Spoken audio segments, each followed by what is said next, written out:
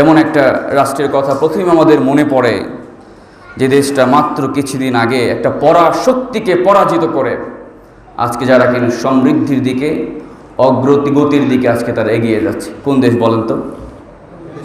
আফগানিস্তান। আজকে পৃথিবীর বিভিন্ন মানুষের নজর এই দেশটির উপর পড়েছে।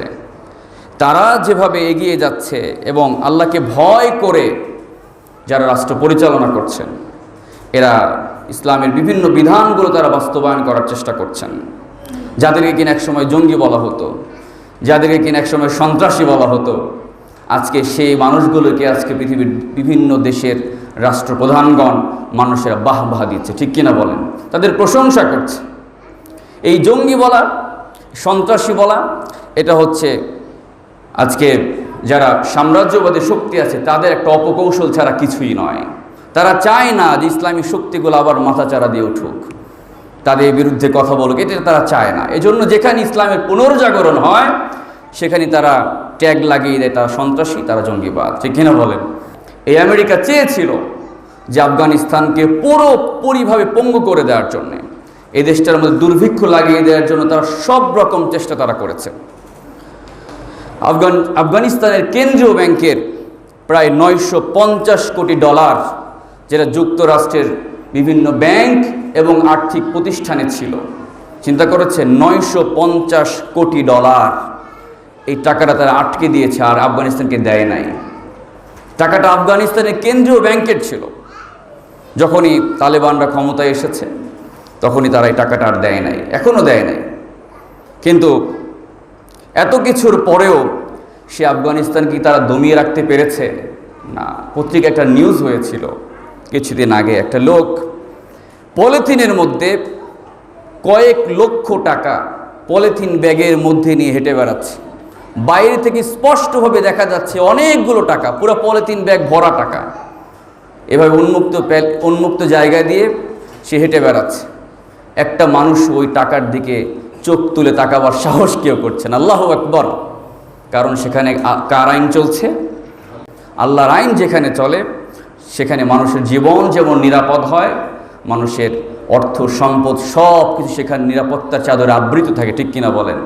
এজন্যে এমন কোনো মানুষের সাহস নাই যে চোখ তুলে ওই টাকাটার দিকে তাকাবে। নেওয়ার কথা তো পরের কথা, সেটা তো ছিনতাই করার কথা অনেক দূরের কথা। প্রিয় ভাইয়েরা, তাহলে আল্লাহ সুবহানাহু ওয়া তাআলা এই আফগানিস্তানকে দিনকে দিন উন্নতির দিকে এগিয়ে নিয়ে যাচ্ছেন। তো এভাবে যদি চলতে থাকে আমরা আশা করতেই পারি যে তারা যদি এভাবে আল্লাহর দেখানো পথে চলতে পারে তাহলে পৃথিবীর কোনো শক্তি তাদেরকে দমিয়ে রাখতে পারবে না, ইনশাআল্লাহ। প্রিয় ভাইয়েরা, আজকে যে আমেরিকা এত ষড়যন্ত্র করলো আফগানিস্তানের বিপক্ষে, আফগানিস্তানকে শেষ করে দেওয়ার জন্য, নিঃশেষ করে দেওয়ার জন্য, তাদেরকে পঙ্গু করে দেওয়ার জন্যে, অভাবের মধ্যে দুর্ভিক্ষের মধ্যে ঠেলে দেওয়ার জন্যে আজকে আফগানিস্তান এমন কোমল পানীয় তারা বানিয়েছে, যখন মানুষ কোকাকোলাকে বর্জন করেছে, ইহুদি পণ্যগুলোকে বর্জন করেছে, তখন মুসলমানরা খাবেটা কি?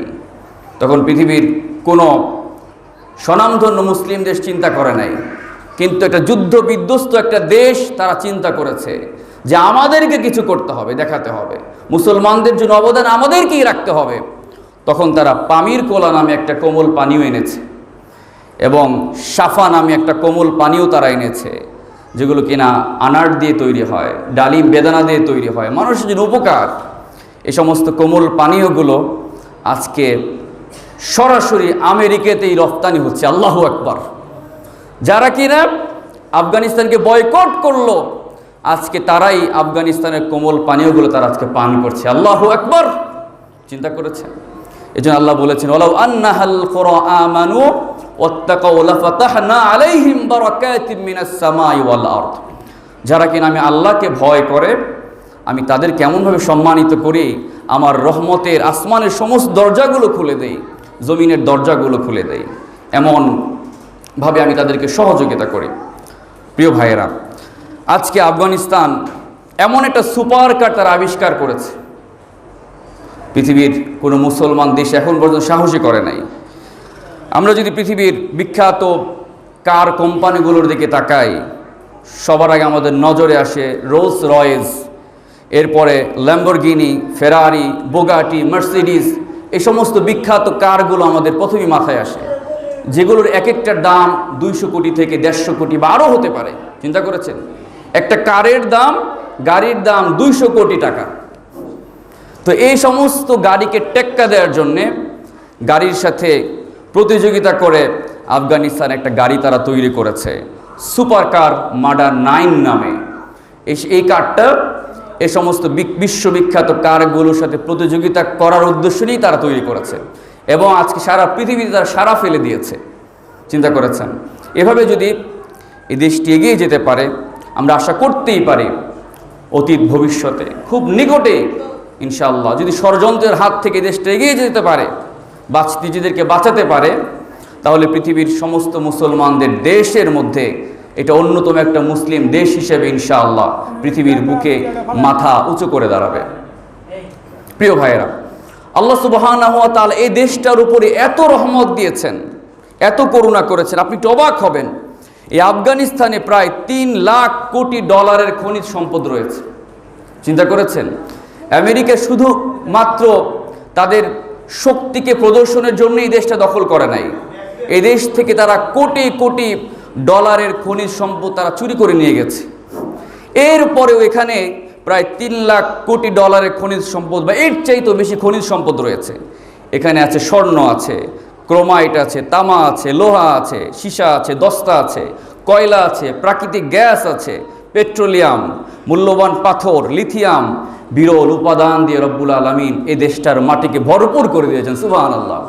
তো আফগানিস্তান সরকার যদি এগুলো উঠাতে পারে এবং এগুলোর যদি সঠিক ব্যবহার করতে পারে, কে আফগানিস্তানকে দমিয়ে রাখবে বলেন তো? পারবে কেউ না। এজন্যে পৃথিবীর প্রত্যেকটা মুসলিম দেশের উচিত যে আল্লাহ সুবহানাহু ওয়া তাআলার বিধান মতোই চলা, আল্লাহকে ভয় করা।